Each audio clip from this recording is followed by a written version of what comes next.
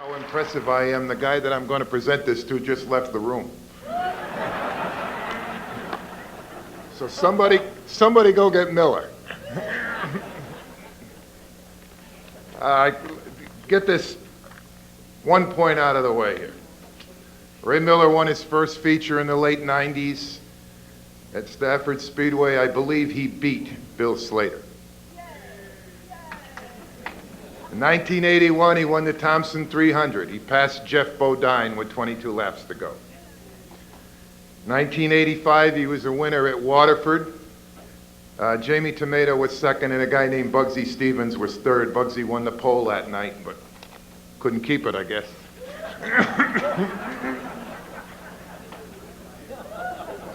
He won 3 straight Ferrara 100s, 80, 81, 82, and I guess everybody knows the kind of field that was at Stafford in the early 80s. Bonesy calls it part of the golden age of modified racing.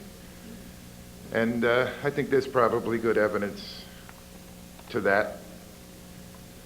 But this here is all about history. That's what this whole event is. That's why it was started. That's what we talk about here.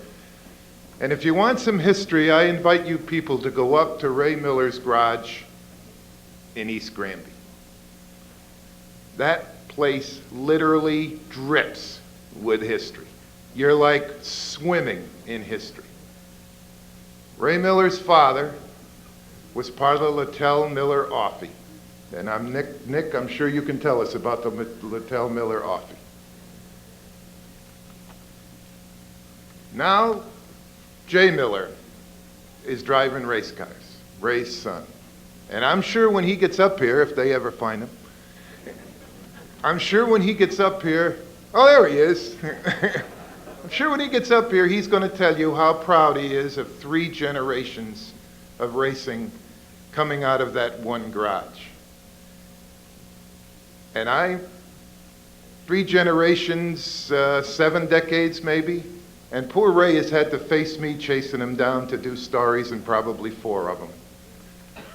And it's always been a great joy to talk to Ray Miller, because you always understood what this sport was about. You always understood the importance of its history, the beauty of this sport. And while Ray was obviously a talented race driver, I think that's what I love most about this guy.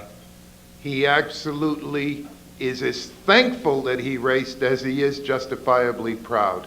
As thankful that he raced in a golden era that included guys like the Bug and like Jeff Bodine and like Bill Slater.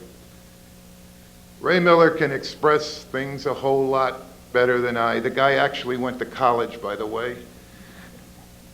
And I hope I don't offend him when I tell you this is a blue-collar, hard-nosed, dirty hands racer. It is a great privilege and a great joy to bring Ray Miller up here to be part of the the New England Auto Racing Hall of Fame. Get up here, Ray. Thank you, Peter. Thank you, Al. Thank you for the hall. This is a great day for Miller Racing, Ray Miller, Pat Miller, Jay Miller. It's a great day for all of us. I'd like to tell you where it all started. It started in the back of a 1946 Buick, traveling with my dad, his partner, my mom, traveling with the Littell Miller Offie as a 6-year-old boy, traveling to the local tracks throughout New England. Back then, it wasn't like Sonny Casella did 4 nights in 7 days. They did 8 races in 7 days. West Haven, Bridgeport, Lonsdale, Rhinebeck, Menands, Freeport, Westboro, Thompson, Cherry Park in Avon, Connecticut. Wonderful tracks. Very proud that my dad's car in 1950, with the driver, the late Charlie Ethier, aboard, finished second to Nick Fenora, driving the Eddie Allen number 18. They were second. Very proud of that tradition. And today, with the inductees, with Nick Fenora, Ted Tappett, and our third midget driver, Johnny Thompson, His car competed with drivers such as the Rice brothers, Georgie Rice, Johnny Rice, Charlie Ethier, Burt Brooks, all great midget races. My dad sold his car in 1951 after Charlie Ethier was killed out in Salem, Indiana, which ended his career, and my dad lost interest. They sold midgets. I was only 8 years old at that time, but racing certainly was in my blood already. From there, I became a real fan of racing through high school, traveling to Riverside Park.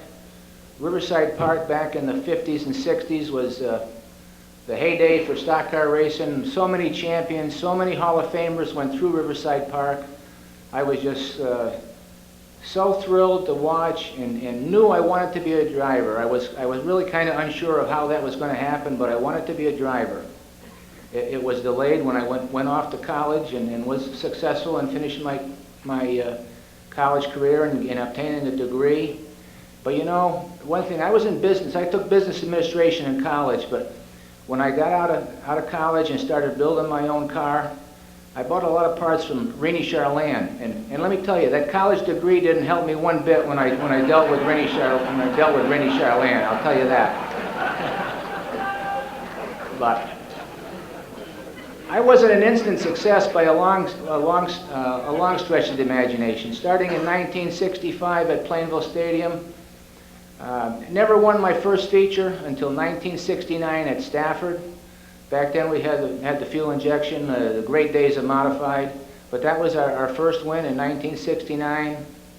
Went on and pretty successful in the late 70s and 80s.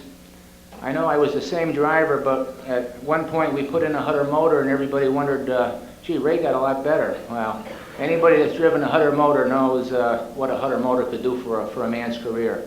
I want to have a special thanks for a guy that, believe it or not, we were in the Cub Scouts together, and if you can believe this one, we took tap dance lessons together. We went through high school together, we played sports. He helped me on my first car. He's with Jay Miller and his team today. He does all the sheet metal.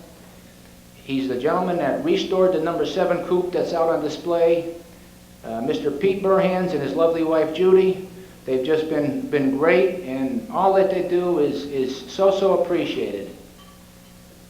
Thanks for everyone for coming, and go Patriots!